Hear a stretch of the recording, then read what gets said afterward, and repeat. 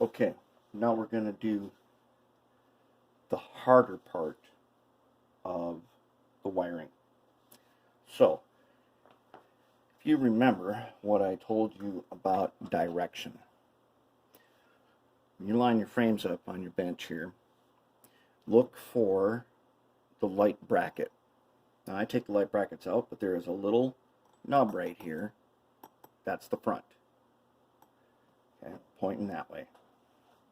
See? Light brackets.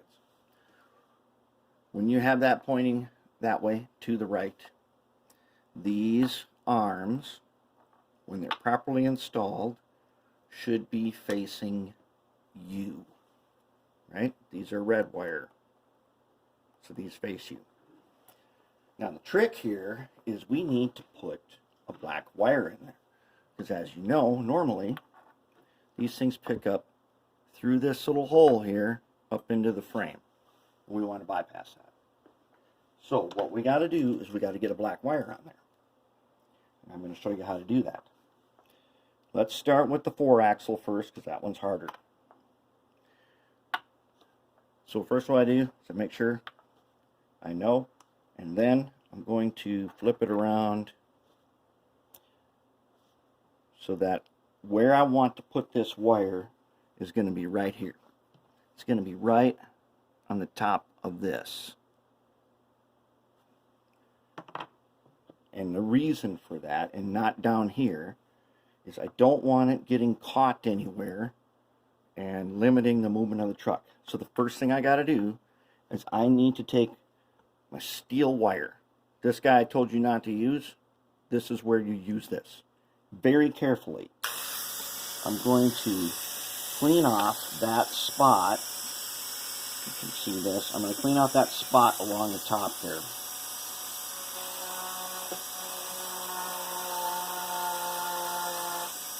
I want good, clean metal right there. Okay, now I got my clean metal. Now, we're going to do some acid again. Here we go. This time, I want only the bare minimum amount. And you got to make sure that you do not put this. We don't want, when I heat this, we don't want this acid to spread. So there is just a tiny, tiny bit only on that top edge there and nowhere else. I don't want that acid to get in anywhere and cause corrosion later. I mean, it would take decades to do that, but I don't want it to happen. I'm going to take a piece of this silicone wire. I'm going to pinch it, pull off the end, just like that. That's why I love this wire. Then I'm going to twist it. Get myself a good, tight twist here. Now, I'm going to take the rosin on my screwdriver here. I'm going to get a little bit on this wire. Okay. Then, I'm going to get a little bit of solder. Now I'm going to tin it. Make sure it's tinned pretty decent. Now, I'm going to put some more rosin on it.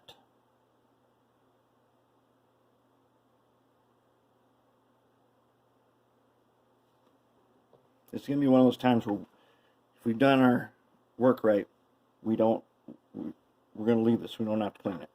Okay, so here's the thing. Okay, this was facing this way. The worm gear sits here. As far as the outside, this is towards the inside. So when you're doing these wires, and I'm only doing one, the other one you got to do backhand. I'm going to let you figure that out. Okay. Actually, this is the backhand one. So I'm going to show you. I'm going to turn it away from me. I'm going to hold this wire like this. And then I'm going to go ahead. And I need to get a good bond on here. And if I did my job tinning right, I've got a really good bond right there. A nice solid bond. And I didn't heat this up.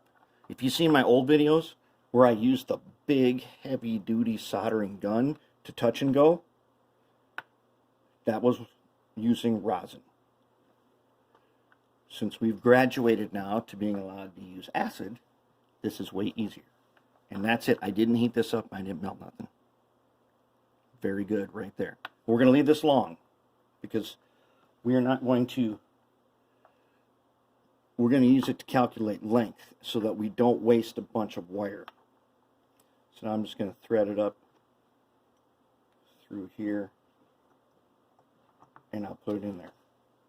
And I already did the other one. Now thread that up through here. With these, I want enough length so that when I am attached to my PC board like this, I've got a nice loop over the top of the flywheel. And then the red wire is going to come across, and then I'm going to put some electrical tape so that this flywheel cannot pull this wire into the shell. That's kind of important, so we got to leave enough room for it. And we can do that. That's no problem. Okay, so now, can I trust you guys that you can figure out now, since we're using these, you're going to put a red wire here. You're going to make it long enough so it makes it, don't make it too tight. Get a good loop and get it over onto this PC board. But we're not up to that part yet because we're going to mount the motor before we do that, and we haven't done insulation yet. You're going to put a red wire here. You don't have to do that until we've got the motor mounted, so that's why we're not doing it now. Now, I can go ahead and trim this off now. And the way I'll do that is I'll just go like this. I'll make what looks like to me a good loop. If I solder it on as too much, I can trim it shorter, but for now, I'm going to do not too tall. That's what looks like a good loop right there. There we go. That is the GP35. Okay, let's look at the SD45. So here we go again. Now, I've already done one of them. These are a little bit easier because we have an easier spot. As you can see here, I've got quite a bit of room there to get something soldered on there. And these were already tinned from when I did it before. I just cleaned them up. So I do not need to use the acid here. I'm just going to go ahead and touch that off with a little bit of rosin. Don't need too much. Okay.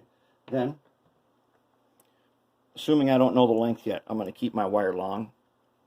Go ahead. Pinch it. Pull it. Twist it. Rosin.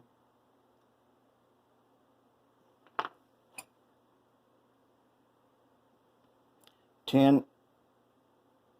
Good to go. Good tin there. We're already set here.